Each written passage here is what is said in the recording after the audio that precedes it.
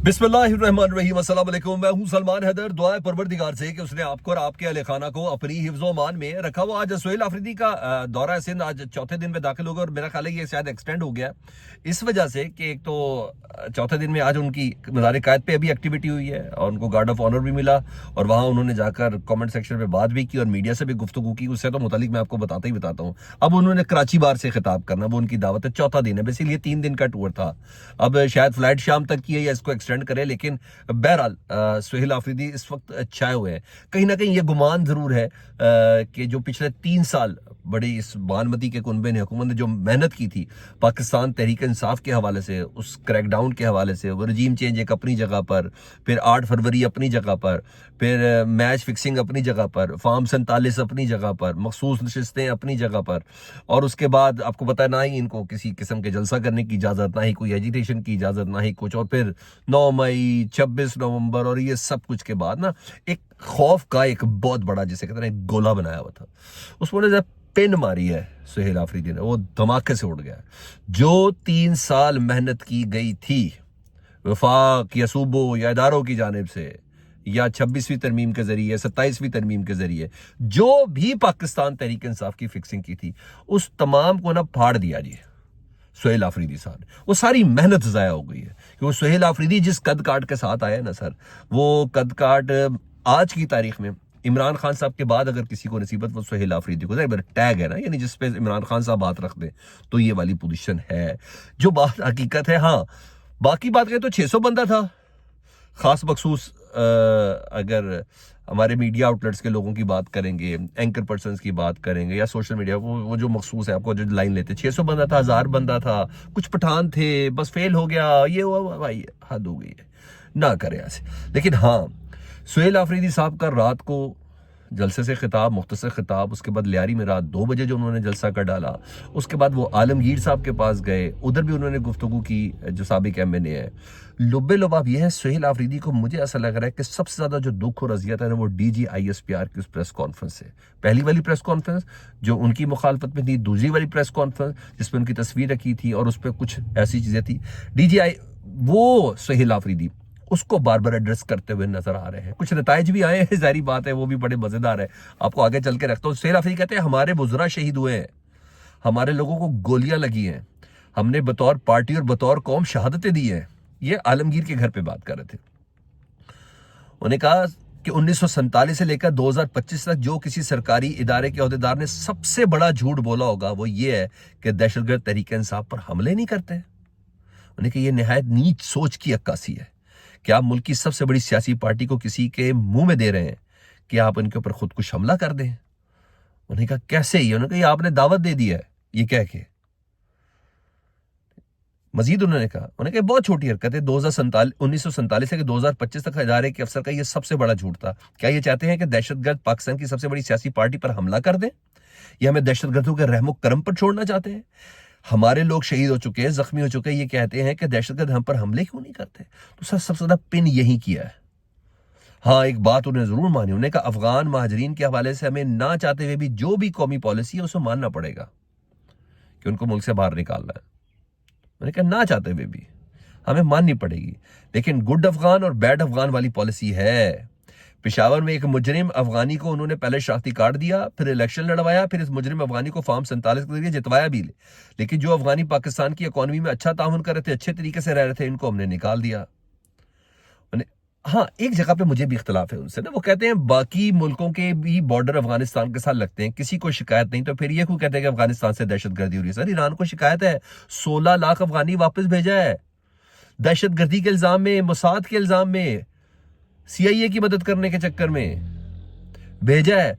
अभी ड्रोन से हमला किया गया उज़्बेकिस्तान पे के ताजिकिस्तान पे, अफगानिस्तान की सरजमीन से उतरे हुए। ये नहीं कहना आपने सुहेल आफरीदी साहब, इस पे तो डेफिनेटली मुझे बहुत रिजर्वेशन है इस वाले जुमले पर। लेकिन आप रिकॉर्ड को अपने हिसाब से दुरुस्त करें। उन्होंने कहा जी मेरे क्लिप चलाते हैं, 2022 में इन्होंने दहशतगर्दों की आबादकारी का मुआहदा किया हुआ था, मुराद सईद की तकारीर सामने, हम इनको बताते कि इनको मत आने दो।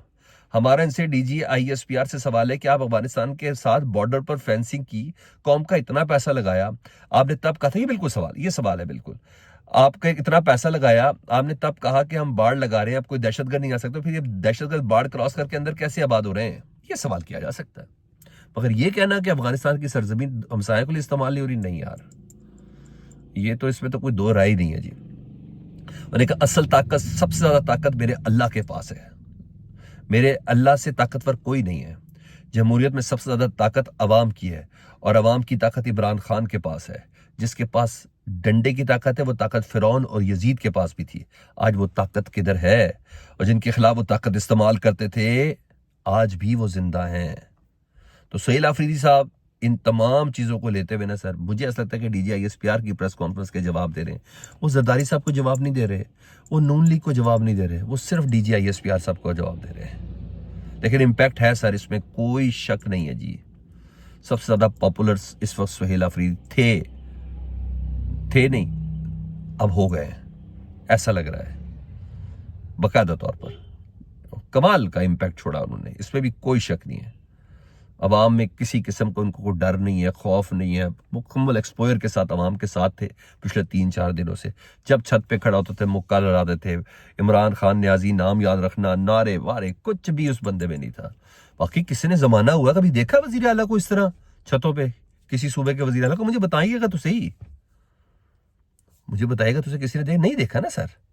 तो ये यही है जी। हाँ, तभी उससे पूछा ना सुहेल आफरीदी ने साहब ने सवाल पूछा किसी ने प्रोटोकॉल के हवाले से, उन्होंने कहा मेरे प्रोटोकॉल में रूह को तकलीफ होती है, मुझे चमचमाती पसंद नहीं है, मैं आवाम से जुड़ कर रहना पसंद करता हूँ। पंजाब हमेशा निकलता है, सवाल किया ना पंजाब नहीं निकला, सिंध निकला, तो इस पर ना पंजाब हमेशा निकलता है। पंजाब इस मर्तबा ऐसा निकलेगा कि इनकी नींदें हराम हो जाएंगी। पंजाब के लोग बहुत दलेर हैं। पंजाब 13 मार्च को जमान पार पे हमले के वक्त सबसे आगे था, सबसे अच्छा निकला था, और मैं एनी शाहिद हूं। पंजाब 8 फरवरी को निकला, तभी तो 17 सीटों वाली पार्टी मुसल्लत की गई। पंजाब में जो जुल्म हो रहा है वो जुल्म तो FCR के वक्त कबायलियों पर भी नहीं होता था। पंजाब इस मर्तबा भरपूर निकलेगा। मैंने आपको बताया था कि इन्होंने आना है दोबारा, पंजाब आना ही आना है। हाँ जी, माजी को एक और लिहाज से क्लियर किया। उन्होंने कहा जनरल बाजवा साहब ने दहशतगर्दों की आबादकारी की, जनरल बाजवा ने तालिबान की आबादकारी की ख्वाहिश का इजहार किया, जिसे तहरीक इंसाफ की कैबिनेट ने मुस्तरद किया था। मिनट्स मौजूद है, निकाल के देख लें। फिर PDM हुकूमत में यह ख्वाहिश पूरी की गई। हाँ, और इमरान खान साहब ने अगर मुझे बातचीत का इख्तियार है, अगर दिया, मजामत का इख्तियार भी मुझे दिया, तो मैं ये जरूर इख्तियार इस्तेमाल करूंगा। बातचीत का इख्तियार और मजामत का इख्तियार दोनों में इख्तियार इस्तेमाल करूंगा। ताहाल मेरे लीडर ने मुझे स्ट्रीट मूवमेंट की तैयारी का हुक्म दिया, इस वक्त इधर तक ही हूं। जब बातचीत और मजामत का हुक्म महमूद खान अचजई और उल्लामा राजा नासिर अब्बास साहब के पास है। फिर उन्होंने बाजी का बताया कि दोनों जमातों ने चार्टर ऑफ डेमोक्रेसी किया, लेकिन कोंडोलीजा राइस की किताब में लिखा ये बैकडोर एक दूसरे के साथ, अमेरिका के साथ राब्ते के अंदर थे। उन्होंने कहा कैसा बन सकता है, मुज़ाकरात का कैसा माहौल बन सकता है? लीडर इमरान खान कह दे तनाई में है, बहनों पर जहरीला पानी मारते हैं, हमें बाहर निकलने नहीं देते। कैसे बनाएंगे ये आप लोग? इस तरह बनना तो बहुत ज्यादा मुश्किल है। उधर से ज़ोरैन निज़ामी, जिनका पिछले दिनों कॉलम छपा था एक्सप्रेस ट्रिब्यून में, उस कॉलम को उतारा गया। उतारने के बाद फिर उसको करोड़ लोगों ने पढ़ लिया। उर्दू, सराइकी, पंजाबी, हर जुबान के अंदर उसका तर्जुमा हो गया। फिर फजीला काजी साहबा के हैं और कैसर निज़ामानी के वो बेटे हैं। फजीला काजी साहबा ने कहा कि नहीं मेरे बच्चे का कहने का मतलब कुछ और था। निज़ामानी साहब ने कहा, कैसर साहब ने कहा नहीं बच्चे का मतलब था। तो बच्चे ने ना भी कहा कि जी मैं इसको कॉन्टेस्ट से लिया गया, लेकिन मेरा लुब्बे लुबाब ये था। लेकिन उन्होंने क्लियर किया, वीडियो पैगाम के जरिए आया। उन्होंने कहा ठीक है, जो है बस वो है। उन्होंने कहा सुहेल आफरीदी अपने ओहदे पर पूरा उतर रहे हैं। ये ज़ोरैन निज़ामी का वीडियो बयान आया। खौफ का वो तोड़ा ना।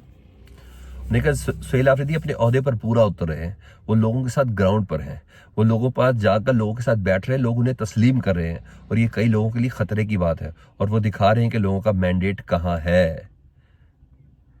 उन्होंने कहा वो दिखा रहे हैं लोगों का मैंडेट कहाँ है। मजीद ज़ोरैन कहते हैं एक जगह पर,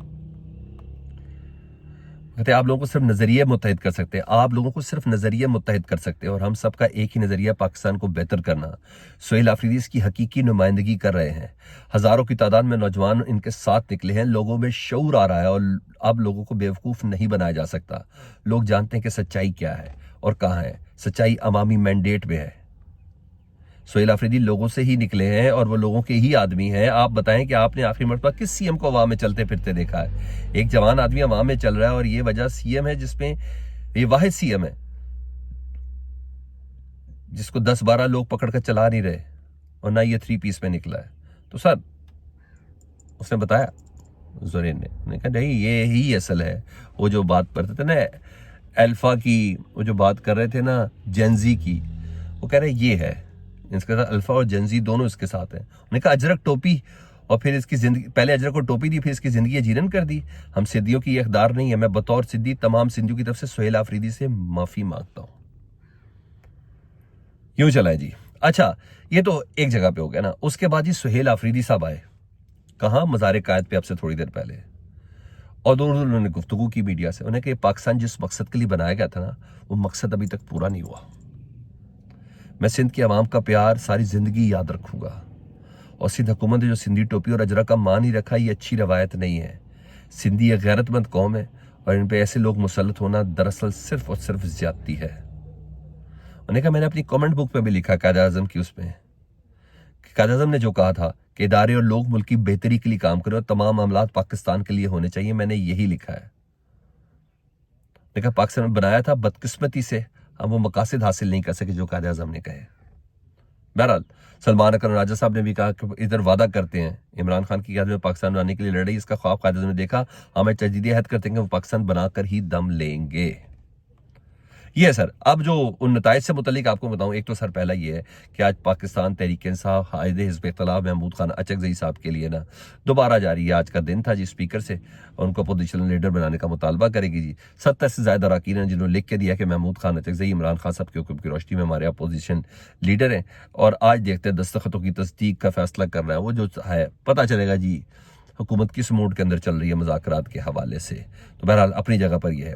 उधर सुहेल आफरीदी के लिए जो नताइज तैयार किए गए हैं, उनसे आप ये अंदाज़ा लगा लें कि सेनेटर आबिद शेर अली साहब ये कहते हैं, आज असम्बली का इजलास भी है ना, अभी हादिया पार्लियामेंटेरियन बने, वो कहते हैं सुहेल आफरीदी को तो अभी गूगली पड़ी नहीं है, जब पंजाब हुकूमत की तरफ से गूगली पड़ेगी ना तो फिर वो कभी जुर्रत नहीं करेंगे।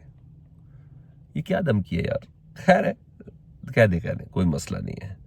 ये तो कहते हैं रा पे आ जाने थे वहां पे आ जाने, तो उस वक्त देखेंगे। हाँ बहरहाल ज़िमनी इंतखाबात में NA-18 हरीपुर में जो उन्होंने तकरीर की थी सुहेल आफरीदी ने, और बकौल इलेक्शन कमीशन को धमकी आमेज गुफ्तगू उन्होंने की थी, उस पर इलेक्शन कमीशन वज़ीर आज़म सुहेल आफरीदी के खिलाफ ज़ाब्ता अखलाक की खिलाफ वर्जी के नोटिस पर कल समाअत करेगा। तो ये तमाम चीज़ें, फॉरेंसिक रिपोर्ट, इलेक्शन कमीशन, ये तमाम की तमाम चीज़ें अब सामने आ गई हैं। आखिर में मैं ज़रा ईरान के हालात से मुतल्लिक आपको बताना है जी। हालात कशीदा हैं, no doubt in it. Trump साहब बहुत ज़्यादा परतोल रहे हैं, किसी भी हमले के हवाले से इंदिया दे रहे हैं। उनसे जहाज़ में बैठ रहे थे, उनसे सवाल किया गया, उन्होंने कहा कि ईरान के आपका प्रेशर लेता है, संजीदा लेता है क्या? उन्होंने कहा ये एक बेवकूफ़ाना सवाल है कि ईरान मुझे संजीदगी से लेता है। मैंने एटमी सफाया किया उसका, मैंने वेनेज़ुएला पर कब्ज़ा किया, मैंने कासिम सुलेमानी को मारा, मैंने अल बगदादी को मारा। कहा ये नहायत गलत बात है कि मुझे सीरियस लेता है कि नहीं लेता।